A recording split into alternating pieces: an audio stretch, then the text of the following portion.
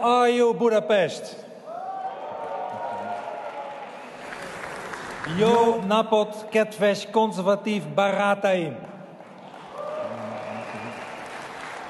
Good afternoon, CPAC. It's great to be here. And I'm very honored to address you today. Last November, the world witnessed the rising of the Dutch, the rebellion of the Dutch electorate against the ruling establishment. My party, the Party for Freedom, more than doubled its seats in parliament, and we became by far the biggest party in the Netherlands.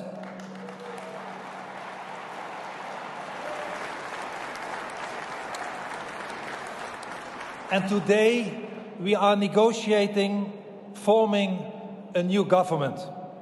And I hope that will succeed.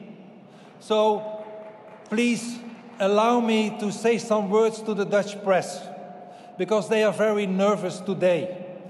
In the Dutch newspapers, opening with national newspapers, even on the 8 o'clock news and other news programs, they all say that Wilders kill the negotiations by speaking for CPAC today. And I have to disappoint them. I will not do that, because winning the elections, becoming the biggest party, comes along with a big responsibility. And the responsibility I have is to my country and to my people. So to the Dutch press, if you're only interested in that, please go home.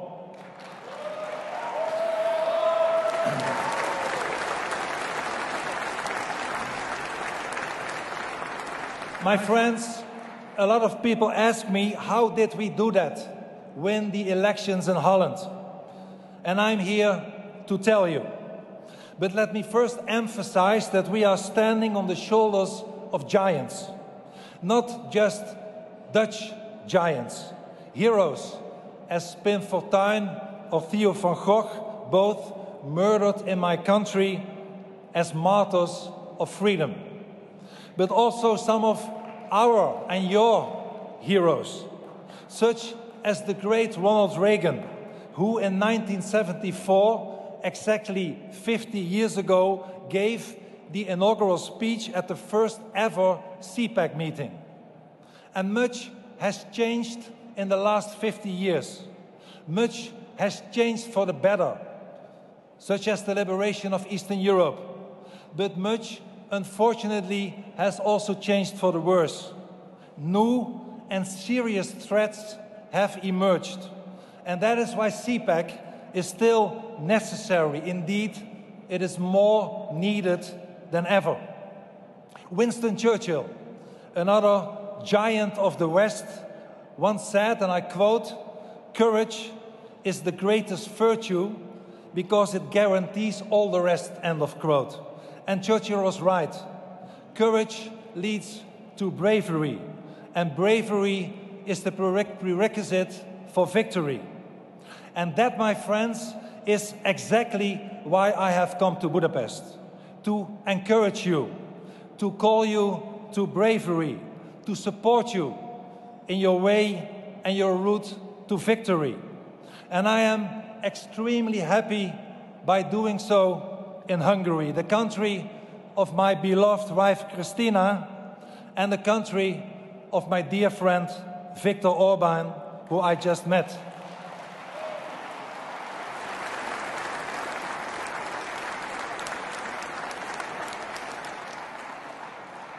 Prime Minister Orbán is a brave leader who proudly stands for his country and the Judeo-Christian values of his people. He protects Hungarians against illegal immigration.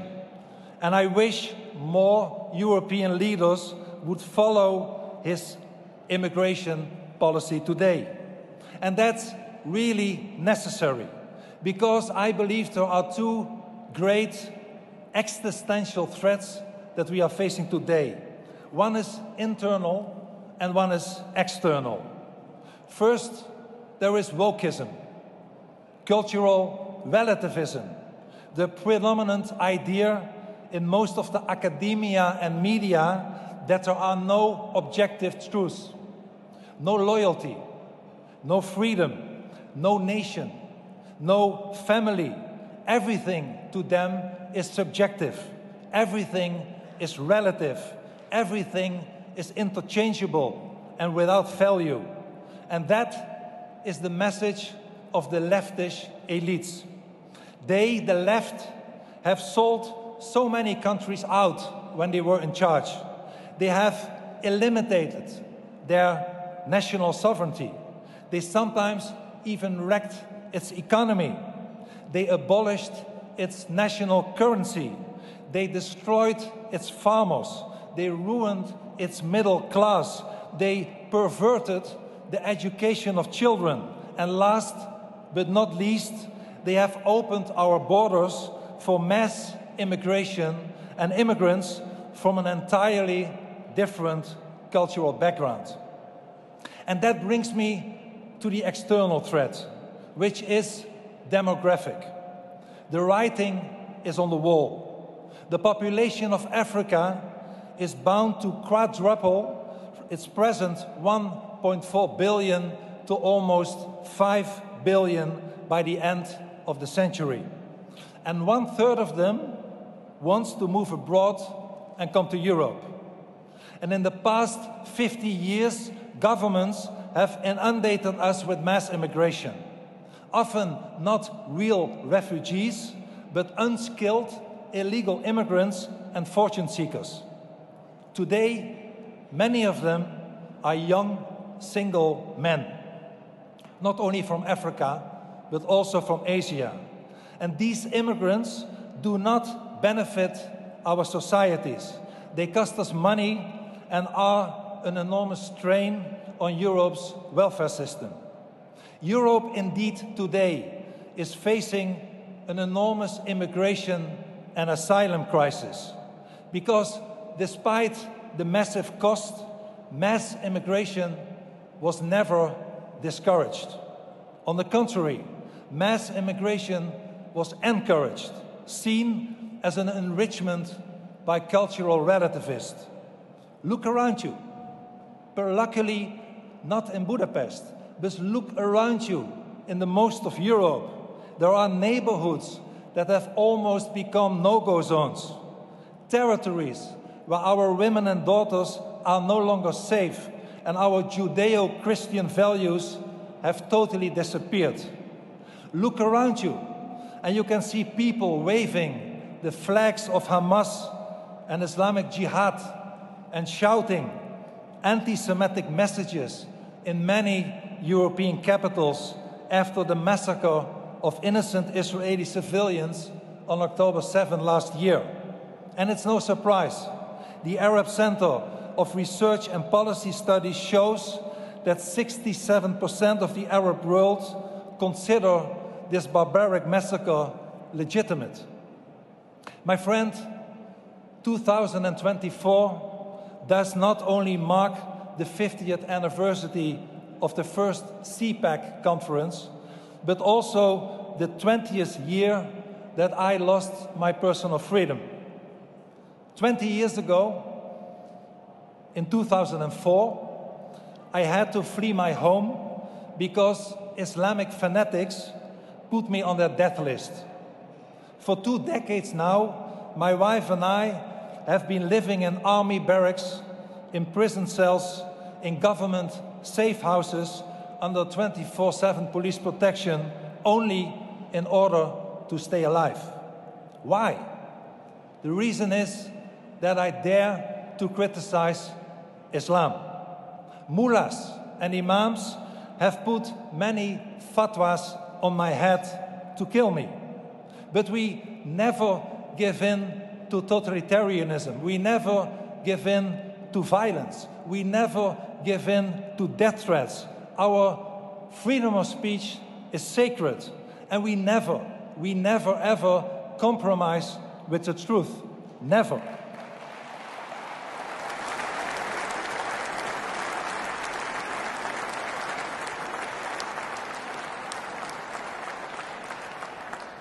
And the truth is that many European nations today are overrun with more and more illegal immigrants and asylum seekers, more than we can handle. So why did we allow this? Why have we not stopped it? Which people have voted for this ridiculous policy? Why did politicians all over Europe refuse to do their duty and speak out against this madness?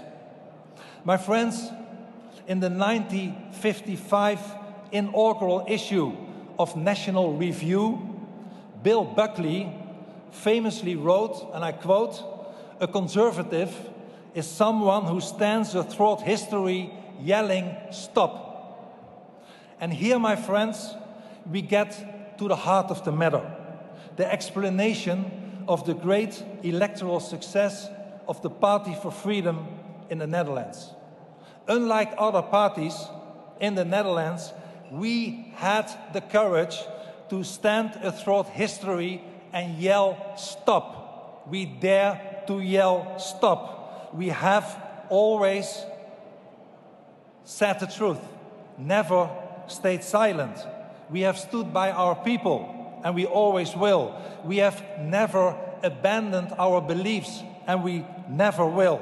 My party has always refused to follow in the mold of politicians such as the French President Macron or the former German Chancellor Merkel and many others who opened their borders, impoverishing and endangering the people and diluting Europe's Judeo-Christian and humanistic culture and civilization. We have always defended our people. We have constantly yelled stop at the bureaucrats in Brussels when they wanted more and more federalism and less of our national sovereignty. We yelled stop to the wokeness which politicians out of the West try to impose to the common people and their children. We have always yelled stop to their open border policies. And now, finally, sick and tired of being ignored, sick and tired of the trampling on their values and everything they hold dear, the Dutch people cried, "Enough is enough." They said stop at the elections.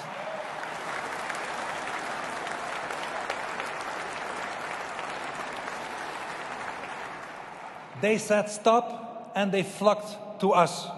Almost 25% of the Dutch voters, 2.5 million people, backed us because they understood that we and we alone have always been on their side. And here is my message to you, brave conservatives, who are standing throughout history, yelling stop. My message to you is that if you yell stop at these ridiculous policies, millions of decent, good citizens will join you because they have had enough, because they want to save the future of their children and live in dignity in their own land. And that, my friends, is why you should take courage. Continue the good fight. Finish the course. Keep the faith. Realize that you stand on the shoulders of giants and be the champions of the truth. Because, as George Washington once said, and I quote, "Truth will ultimately prevail where there is pains taken to bring it to light." I believe in our mission. I believe in our people.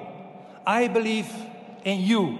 Together we have the strength of masses, cultural conservatives who defend national sovereignty, who defend Judeo-Christian values, are today on the rise in Europe, getting stronger and stronger every day.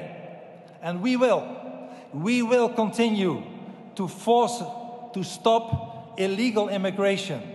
And we will, I can promise you that, as long as good conservatives, if we yell stop at the right moment, the people will follow us and we will win more and more elections.